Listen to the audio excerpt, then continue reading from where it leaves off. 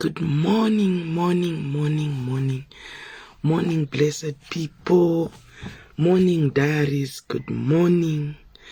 Nemaneto, Eko Haiti. Mamuka say. We thank God for His grace. Tamutswa mangwanani anu nyama nimwe ya zviri pamwe. We glorify His holy name. We exalt His name. He's worthy to be praised. He's worthy. He's worthy. He's worthy. He's worthy to be praised. He's worthy. Tinomutenda atipa mumwe mukanazve wekuti timunamate. Vamwe vedu vakarara nezuro asi havana kumuka nhasi. Vamwe vedu vanga vatori namaplans emuzuva ranhasi, but they couldn't make it. Asi ini newe tapiwa mumwe mukanazve. Mwari vanoshamisa, Mwari vakanaka, Mwari vakatendeka, Mwari vanongoti chengeta zvichirwadza zvichirema. He is worthy to be praised. He is worthy. He is worthy. He is worthy. He is worthy to be praised. He is worthy. Ndimwari wakanaka. Ndimwari wezvirikadzi nenherera. Ndimwari wavapfumi navarombo. Happy Sunday to everyone. Happy Sunday to everyone. Mwari vatimutsa zvakare. Mwari ngavakuchengete.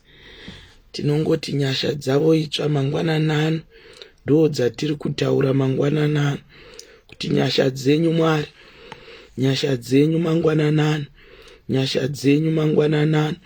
Nyasha dzenyu mangwananano. Nyasha ndo dzatiri kutaura. Nyasha ndo dzatiri kutaura. Nyasha dzedenga mangwananano. We give you all the glory. We worship you, Almighty God. Muri mutsvene muchinda werugare. Muri mutsvene Mwari wakatendeka.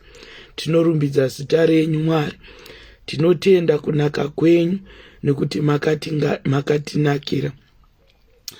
Tinokudai Jesu nokuti makatida, makatiwanira nyasha. Zvakanga zvisina kufanira kuti tidane zita renyu, asi nekuda kwenyasha aiwa tafanira. Sorry, I'm not Auntie Selina. I'm Yoko weZimbabwe. I've got my page. I normally come here every day to do the morning devotions. And this Auntie Selina. Nindinonzi Yoko weZimbabwe. Ndinongoti Mwari vakuitirei zvakanaka. Thank you so much for coming and tuning in on a Sunday, which we know a lot of us, we are getting prepared, going to church. Mwari vachitichengeta, Mwari vachitirwira. Chandauya kuzotaura mangwananano ndechekungoti Mwari ngaatiitire zvakanaka. Chatisanganisa pano paplatform yaSIS MELLY on SIS MELLY's diaries, inyaya yekunamata, just to equip ourselves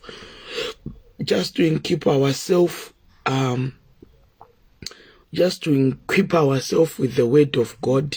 That's it. Ndo chinhu chatisanganisa pano, kungoshumira zita raMwari. Nothing more, nothing less. Dai pasina Jesu, hapana aizotiona. Ukauda ukazvitarisa iwe unofunga here kuti were you worthy kuti tisvike muzuva ranhasi tiri vapenyu? Dai kusina nyasha, do you think kuti nematadzira atinoita, nekushora kwatinoita, nekutaura zvisina basa kwatinoita, nekunyepa kwatinoita, nekuzvidza kwatinoita, dai pasina nyasha, dai tiri vapenyu here, but nekuda kwenyasha we are all surviving. As I always say, kuti tese tiri kurarama nguva yenyasha.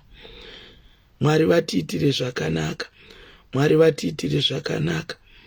Dai Mwari vatibatsira mangwananano, dai Mwari vatirwira. I'm not going to stay here for long. Toda kuti Mwari vatichengete, Mwari vatirwire. Let me go straight into the word of God. Nikuti shoko raMwari ndiro rega rinogona kutitsura. Ukaona uchitsurwa nesoko raMwari tisingachinje,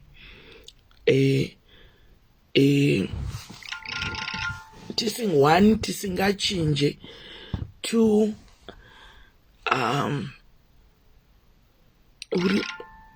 uri munhu wekuti hana yako hairovi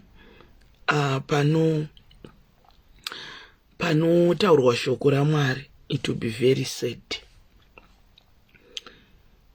Munoziva kuti shoko rinogona kutongouya rikataurwa nemunhu wawakazvidza, but chandifadza ndechekuti shoko raMwari rinoramba riri shoko raMwari. I can see the House of Prayer International Ministry here.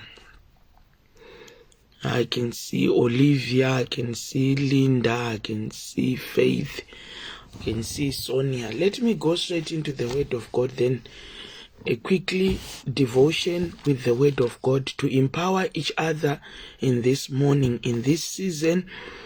It's Genesis chapter 9 verse 18.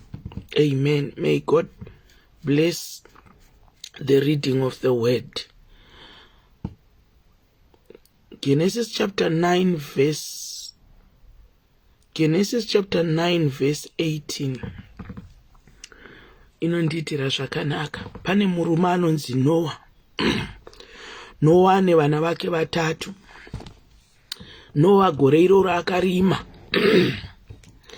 Akarima mazambiringwa. Arima mazambiringwa ake. Anosvika paanozogadzira wine. Noah omwa wine. Noah amwa wine anosvika paanodhakwa. Noah adhakwa anosvika paanonorara mutende. But the time yaanorara mutende, Noah anorara asina kupfeka. My God. Noah arara asina kupfeka. Panoita chikomana mwana wake anonzi Hamu. Hamu anosvika paanopinda mutende. Hamu anosvika paanoona baba vasina kupfeka. Hamu paanoona kuti baba havana kupfeka, maversions akasiyana. Mamwe anoti Hamu anoseka baba vake. Mamwe anoti Hamu akanoshedza vana vakoma vake.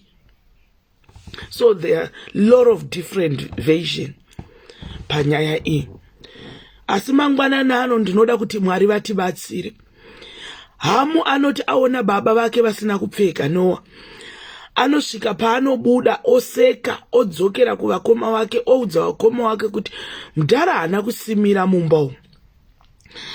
Mangwananano pane vanoona kushama kwa baba. Mangwananano pane vanoona kushama kwa Yoko. Mangwananano pane vanoona kushama kwa mai. Mangwananano pane vanoona kushama kwa baba. Mangwananano pane vanoona kushama kwa mfundisi. Mangwananano pane vanoona kushama kwe mwana wemuraini. Mangwananano pane anoona kushama kwa tete. Mangwananano pane anoona kushama kwe dzinza. Mangwanani ano pane anoona kushama kwenyika. Mangwanani ano pane anoona kushama kwehama dzake. Mwari ngaatibatsire mangwananano, nokuti kwaita vana Hamu vanoona kushama. But zvawaona kushama, nhaiwe Hamu, what's your next step? Mangwananano kuona hakurambidzwe, but zvawaona, what's your next step? Hama anotaona baba kuti havana kupfeka mutende. Hama anobuda mutende achiseka zvake, onoshedza vakoma vake Jafet. nashama anosvikawo vataurira nyaya yekuti vakomana kamudhara hana kutopfeka mukati umu.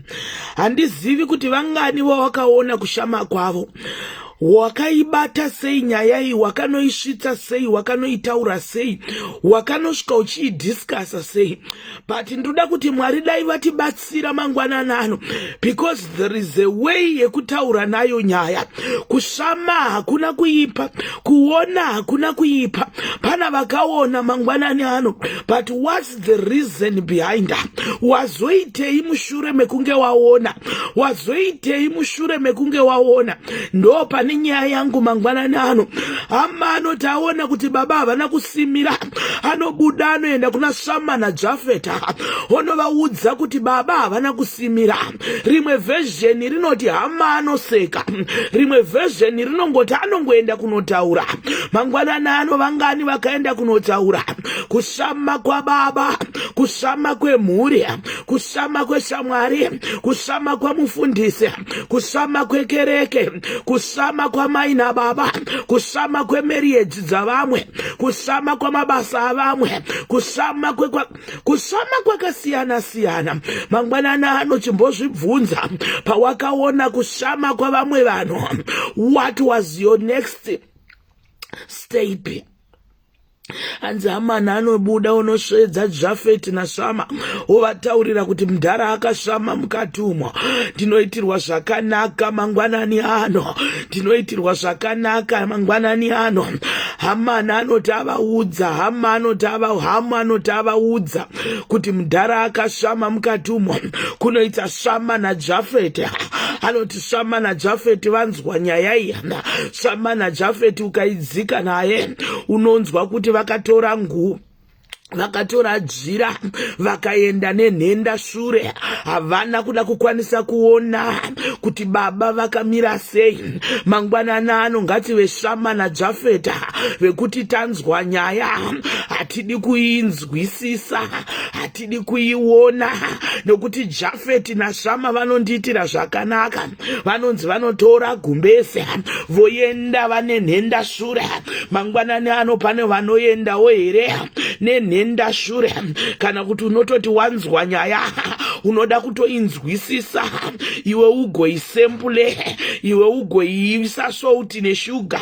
Mangwanani ano tiri kuda Shama naJafeti vanoti vanzwa nyaya, vanoti alright tangonzwa kuti baba vakashama, but zvokuti ndigozoone kushama kwa baba handikwanisi kudaro. Hanzi Shama naJafeti vanoenda nenhenda shure. Mangwanani ano pane vanofanira kuenda nenhenda shure. Mangwanani ano pana anofanira kuenda nenhenda shure. Mwari ngaakuitire zvakanaka, usave saHamu, nokuti ukatarisa Hamu zvinonzi Hamu akati baba vazomuka, dzinza rake rakatambudzika, vanda vake vakatambudzika. Mangwanani anoramba kuti vana havafanire kutambudzika nekuda kwezvawakabata. Ita saShamu naJefata vanoti vafukidzira baba, baba pavanomuka vanonzwa nyaya, asi mumwoyo mavo vanoropafadza. Ita zvakanaka muzuva ranhasi for the next coming up generation. Ita Mwari ndinoda kuita zvakanaka, because the next coming generation inofana kutakura maropafadzo angu. Mangwanani ano uri kumbozviziva here kuseka kwauri kuita vamwe vanhu? Izvezvi vamwe vanhu vanoti vanzwa kuti mwana wanhinga akamitiswa, WhatsApp inenge ichiita kufaya, vanenge vachiita kuseka. Usazvitakure kutukwa saHamu. Mangwanani ano unonzwa kuti business ranhingi rakaparara, unenge uchiita kufara, uchiita kuseka. Unonzwa kuti marriage yanhingi yakaparara, unenge uchiita kufara, uchiita kunonzi kuseka.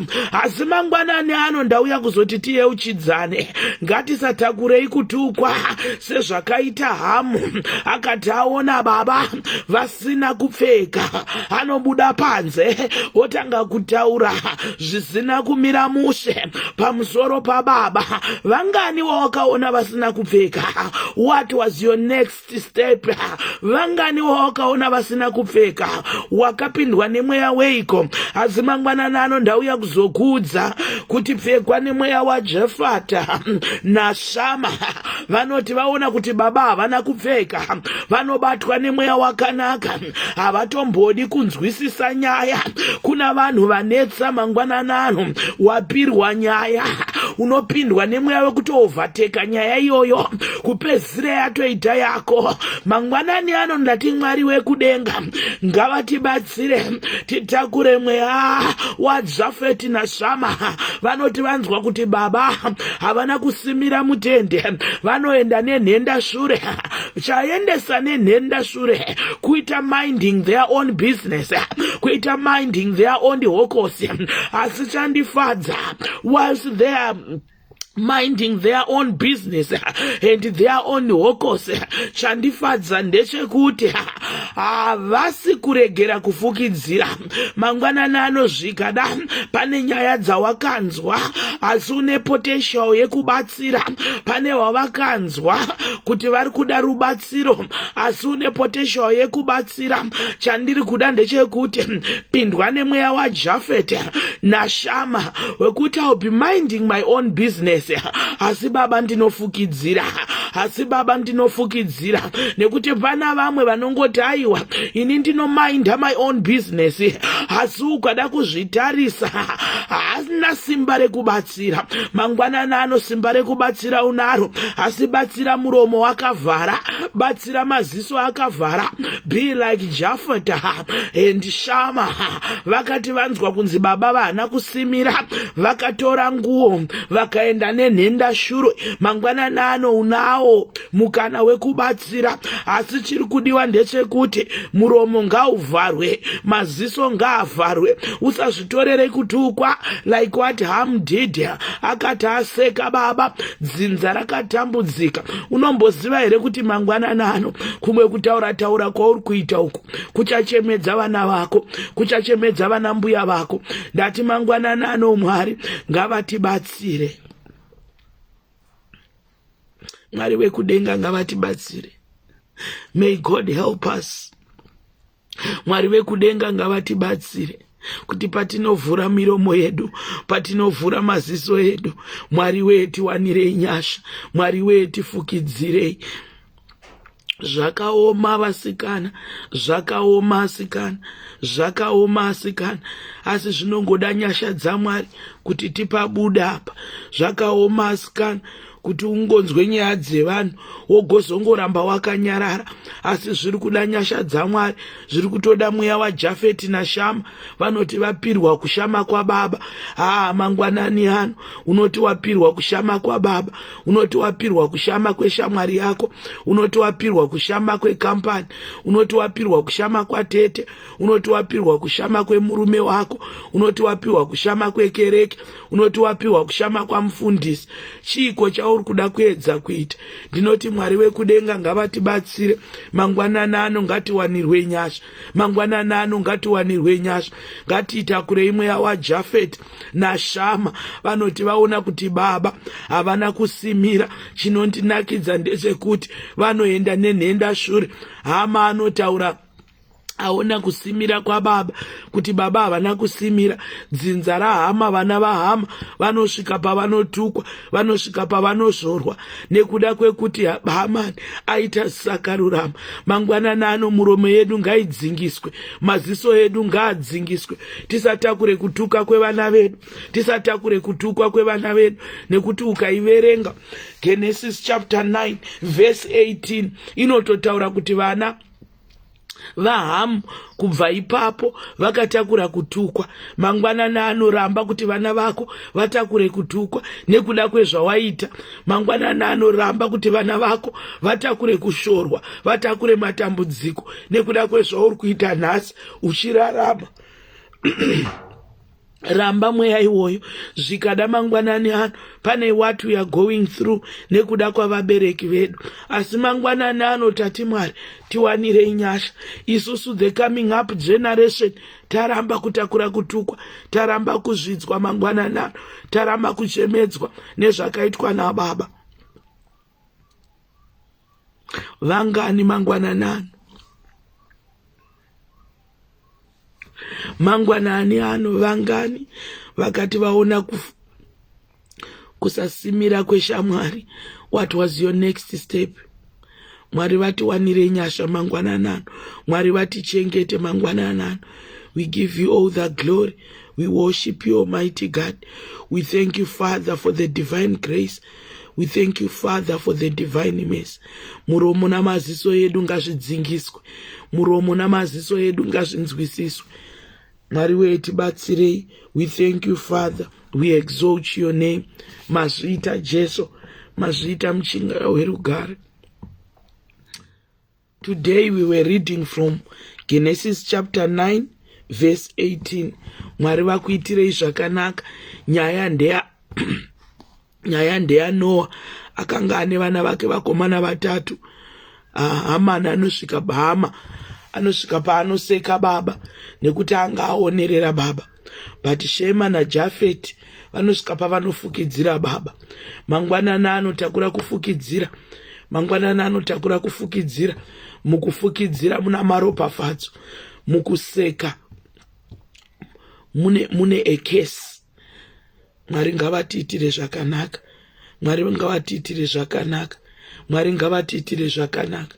Mwari ngavatiitire zvakanaka. I'm not going to stay here long because today it's Sunday. Everyone is getting ready kuenda kuchurch kwake.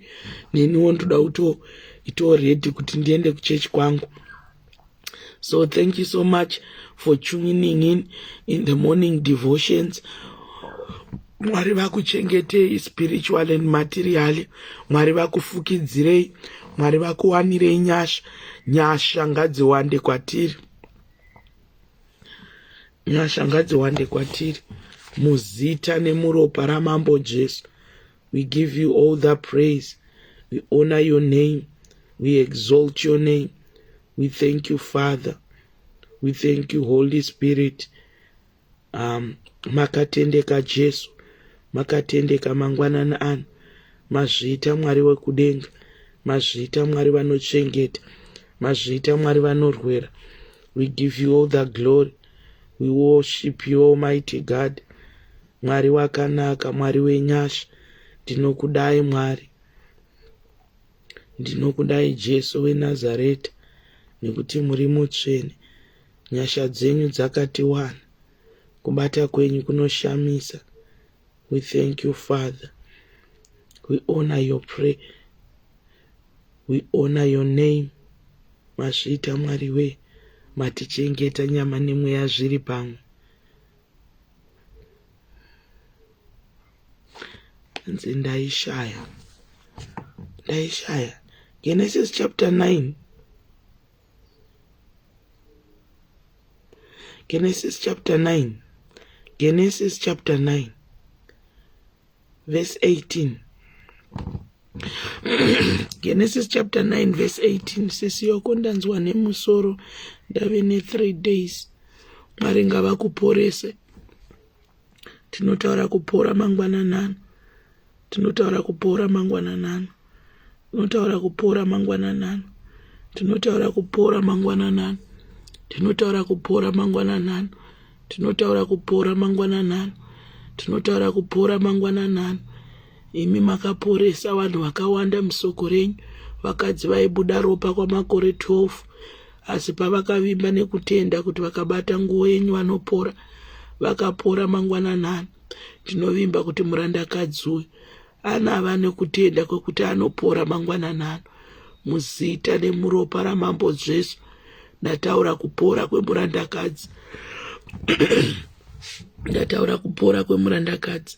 Mangwananano, I speak the blood of Jesus. I speak the blood of Jesus upon her life, upon her life.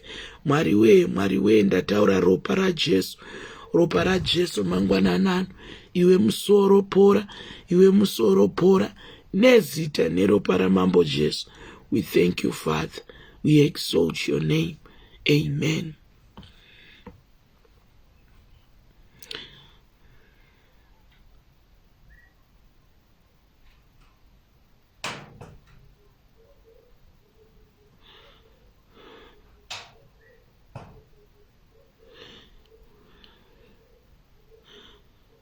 Panotaurwa nezveake paGenesis 7 ndiye.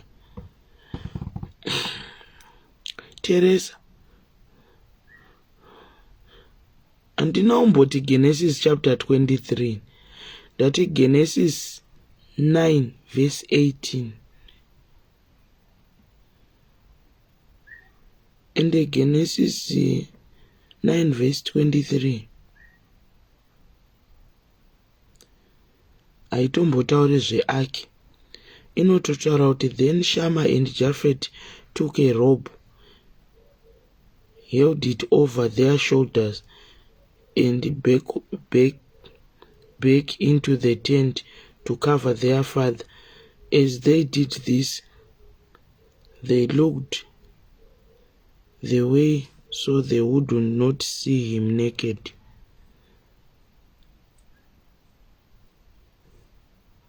Iri kutaura nezveaki iyo handizo. Inotaura nezveaki Genesis 7.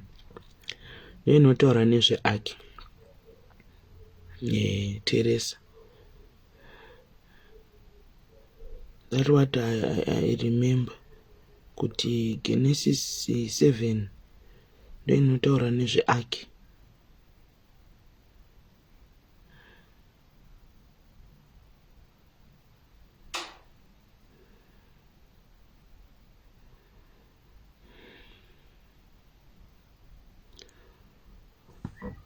And I love you so much, guys.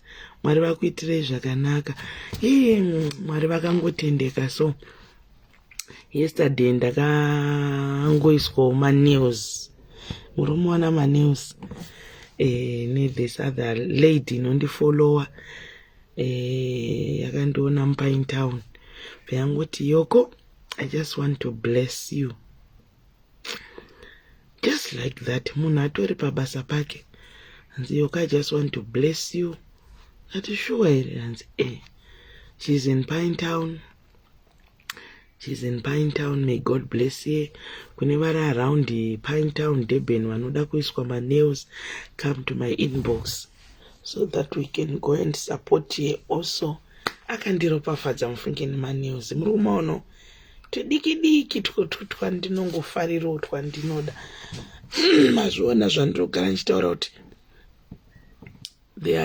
kune vanhu kunzoko, but Satan anongotiparidzira kuti akusisina vanhu vanoona vamwe.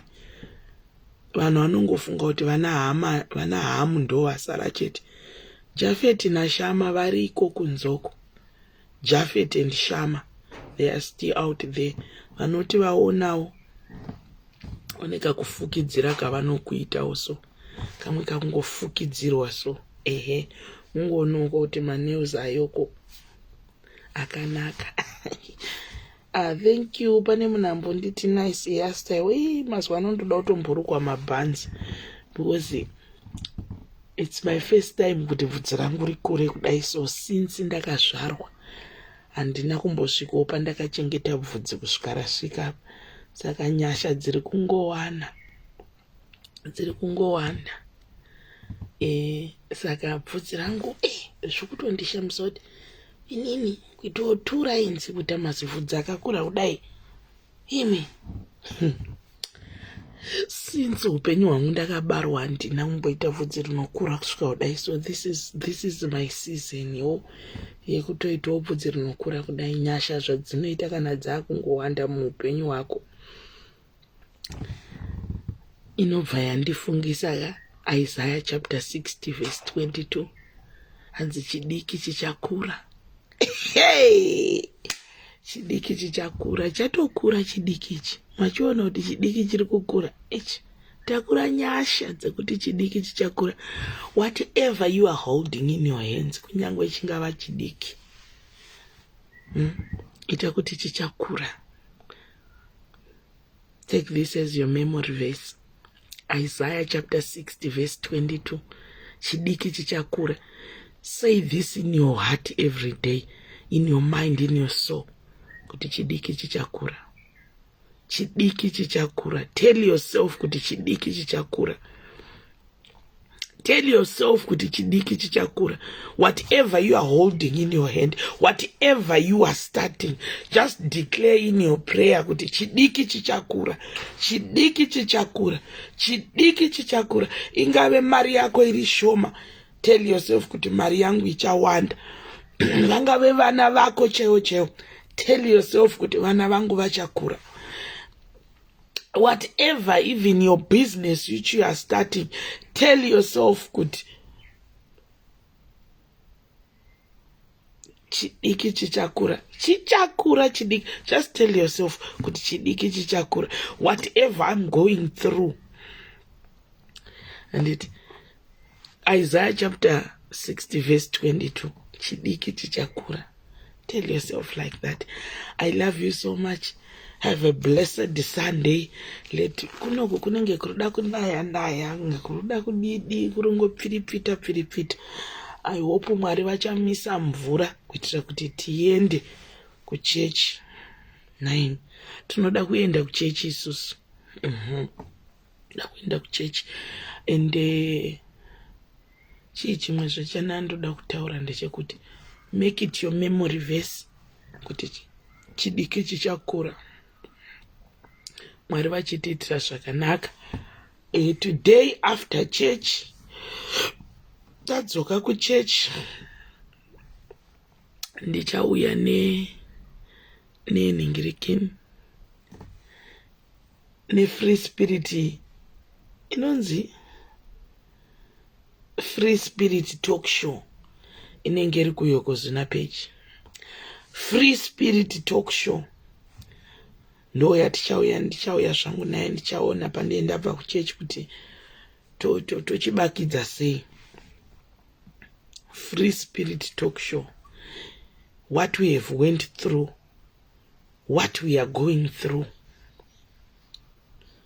Ndo nyaya dzatete tichitaura zvedu ku Yokozuna page. Kune vasingandizive vatanga kundiona nhasi, I'm Yokozuna weZimbabwe. I've got my page. You can come and follow me. Please tell others that there is Yokozuna weZimbabwe. I love you so much. No, gara wakaziva kuti chidiki chichakura. I love you so much. Be blessed everyone. Vamwe vari kubvunza kuti iri kunani. Isaiah chapter 60 verse 22 ndo inotaura kuti chidiki chichakura. Saka ziva kuti whatever chawatanga muupenyu hwako chichakura. Saka tanga nechinhu chakanaka, because ukatanga nekungoti unongonyepa, kunyepa ikoko kuchakura kwozokushayisa mufaro. Ukatanga nekuba, kuba ikokoko kuchakura kwokushayisa mufaro. Saka tanga nezvinhu zvakanaka zviri zvidiki uchiziva kuti zviri kukura. I love you guys. Be blessed everyone.